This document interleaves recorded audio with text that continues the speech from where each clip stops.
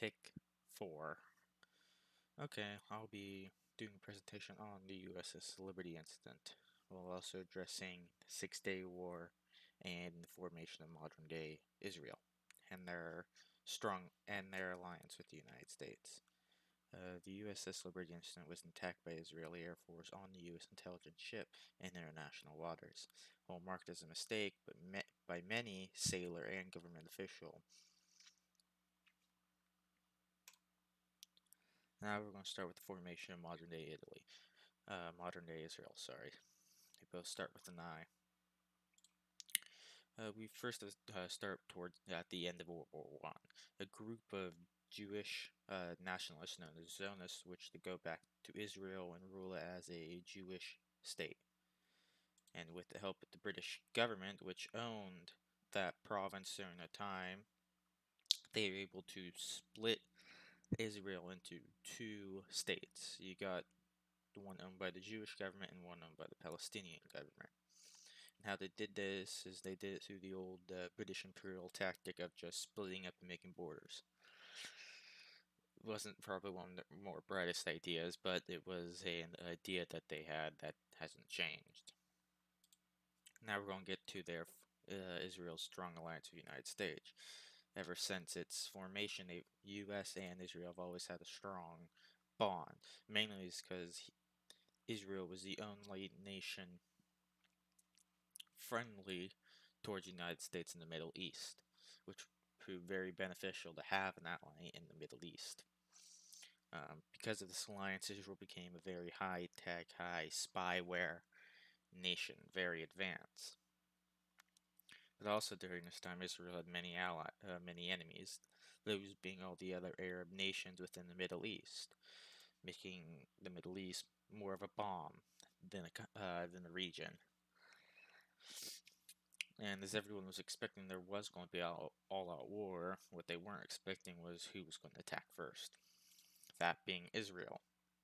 Israel pushed into all the Arabian nations and successfully winning the war within 6 days without any help from allies. During this whole time, the ship we will be talking about, the USS Liberty, was floating off in international waters in the Mediterranean, just north of Italy, and within the grasp of Israel, but still within international waters. Now we're going to get to the USS Liberty. The USS Liberty, as you can see on here, was a state-of-the-art ship. When you can't really see it, they were. It was a American intelligence gathering naval vessel. One of the high-tech advances that they had was the air conditioning, which Lloyd Painter mentioned was very nice, very great to have on the hot Mediterranean days. A flag was put here to show that that day they were flying holiday colors, which really bright, large American flag that day. The two interviewees, well, apparently I moved it, never mind. During that, before the attack, Israeli scout planes would fly overhead, but most of the sailors weren't too afraid of this or worried about this, is because they felt secured as Israel was their ally.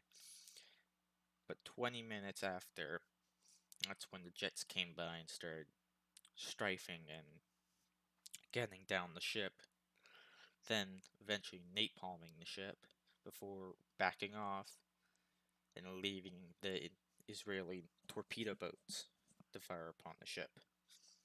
The torpedo boats were fired upon the rafts and then launched 4 torpedoes in total, only one hitting the ship. Now I should have been clicking button this whole time to show you what I've been talking about, but as you can see here, napalm damage and some bullet wounds.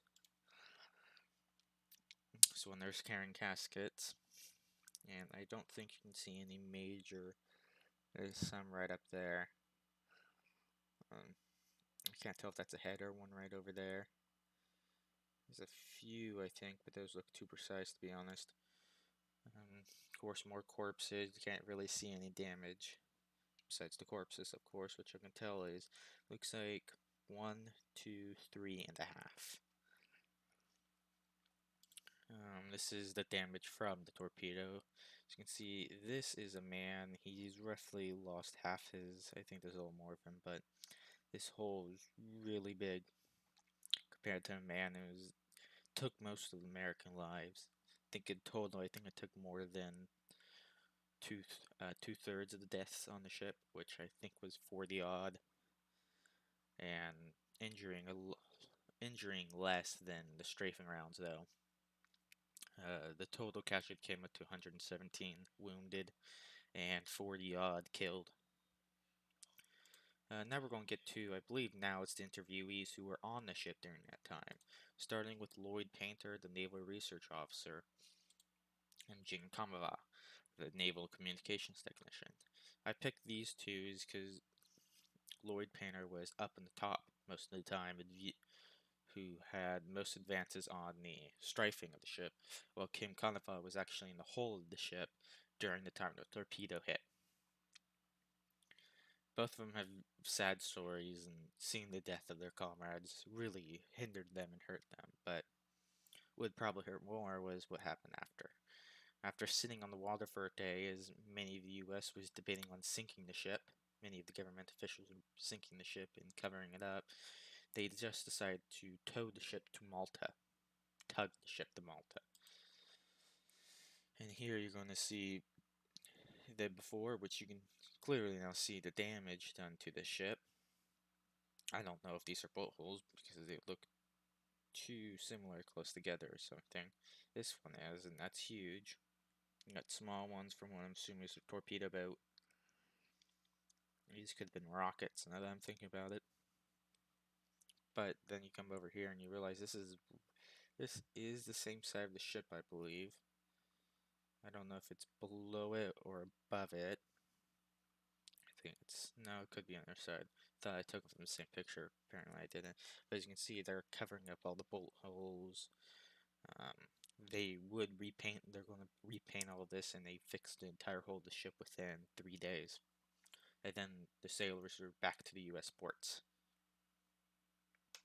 There's no more pictures of this.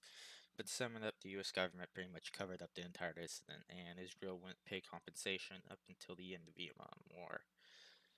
While many of the sailors, government officials, and widows and relatives of the sailors, they wished for compensation and payment by the Israeli government. It was probably more beneficial to cover up the whole entire incident, as the U.S. was already a powder keg of civil disorder and civil distrust, that an incident like this would have proved very hindrance, especially in the war. And Israel today probably is paid up their due, if not come short of it, as they've helped us in campaigns in the Middle East, and without them, probably the Middle East campaigns would have been harder. Thank you for listening to my presentation. I hope you learned something about the USS Liberty incident. Hope you learned something about the 6-Day War. And I hope you learned something about the formation of modern-day Israel, not Italy. Italy's a whole entirely different thing. Something to do with nationalism, but no, the same thing. Thank you, and have a great rest of your day.